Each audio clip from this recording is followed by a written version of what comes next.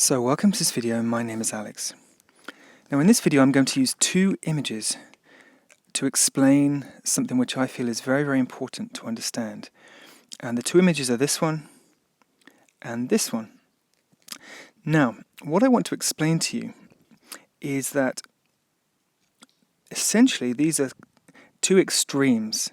We have the extreme of just wanting to shut everything out, curl up in a ball, and protect ourselves.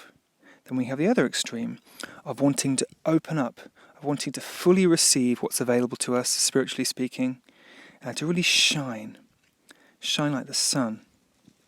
Now, when we've experienced a lot of pain in our life, we've been wounded by life, then we can often feel this way. We just want to curl up, we just want to stop the pain, we just want to stop ourselves being hurt again. We want to stop the disappointment. We don't want any further disappointment, any more hurt. And we just want to curl up and feel safe. We want to feel safe. And this is the primary desire and primary need of every living creature. It needs to feel safe.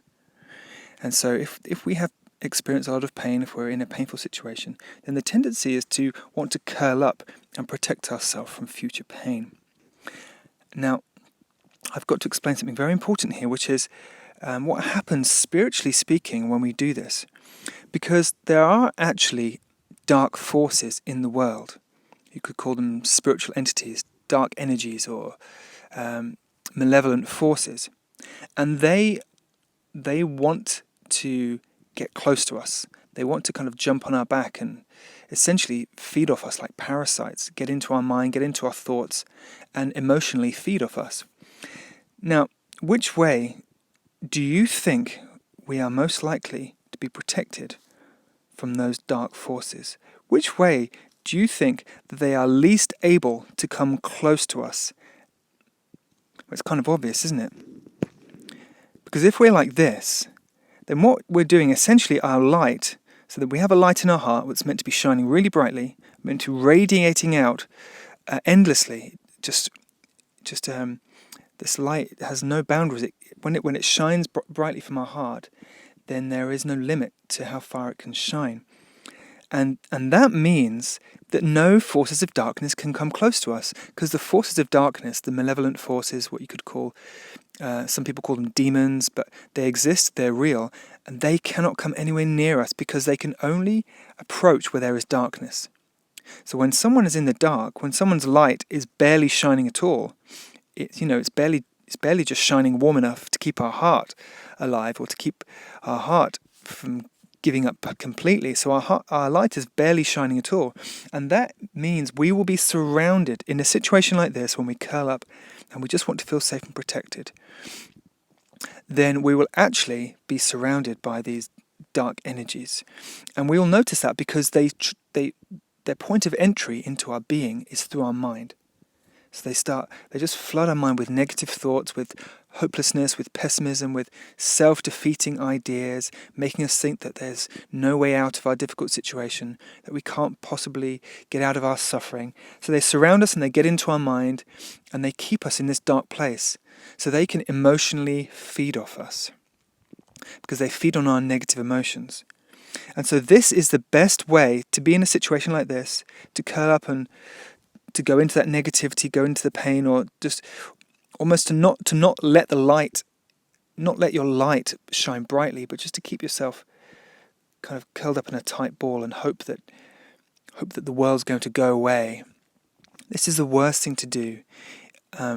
If you want to be free of the darkness, if you want to be free of the influence of dark forces on your mind, then this is the worst thing to do. And I've been in this situation many times. I know what it feels like to just want to curl up, just want to escape the world, just want life to just go on hold and retreat into our little comfortable universe where that we don't have to do anything. We don't have to be alive. We can just kind of switch off. We can switch off, turn everything off, switch off our feelings, so we don't have to feel any more pain. And it's very tempting to go there and be in this situation. But we are basically inviting in the darkness. We're saying, okay, well, my light's not going to shine. I'm not going to let my light shine.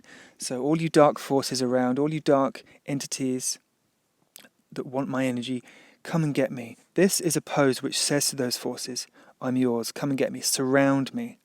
Whereas this is a statement that you are untouchable by the darkness. And I know when you're in those dark places, it's not what you want to do. You don't want to stand up. You don't want to open your arms to life. You don't want to invite the light in. You don't want to allow your light to shine brightly. But that's the ego. The ego is saying no. It's resisting. The ego is resisting the light. It's resisting healing, and it's preventing us from opening up. The ego wants us like this, whereas our heart, or God, wants us like this. Because then we are totally protected from the dark forces. They cannot come near us. They cannot come in our mind because our heart is shining brightly. And the light from our heart shines in our mind. So there's no place for the dark thoughts to come into because the light is in our mind as well.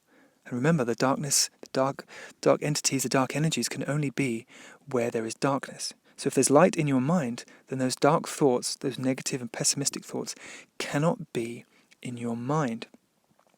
So we want protection. Of course we want protection. We want to feel safe. This is the best way to be protected and safe from all the threats in the world. And by the way, all the threats in the world begin on the spiritual level. Then when we let them in on the spiritual level, they become manifest and they become physical threats. So the world is essentially just mirroring what's going on spiritually in our life. So if spiritually we're scared, then physically we'll see threats in our real world life that are just mirroring what's going on the spiritual level. So we deal with the spiritual level, which means that we let the light into our mind. We ask the light to come into our mind. We ask the light to come into our heart. We open our heart and we make a firm decision, a firm commitment. Yes, I want to open up. I want to receive healing. I want to heal. I want to receive the light, and I want to open my heart so that light can shine through me. And sometimes it means changing your physiology. It means standing up. It means opening your heart to life, opening up, standing tall, lifting your head up. Stop doing this, because I know it feels protective. It's like a cocoon. And sometimes we feel like we need to go into a cocoon, but the darkness that comes into our mind will keep us like this. It will keep us wrapped up in the darkness, and it will never give us a reason to open up again.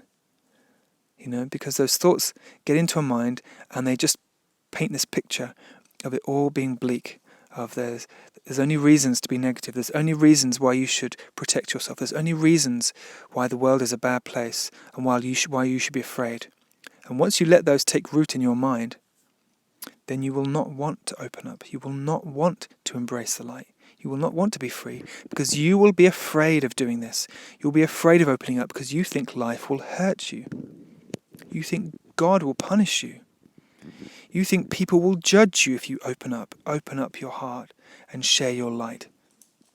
The mind, in this space, the mind convinces you that there is only pain in doing this. There is no point doing this. This is a waste of time.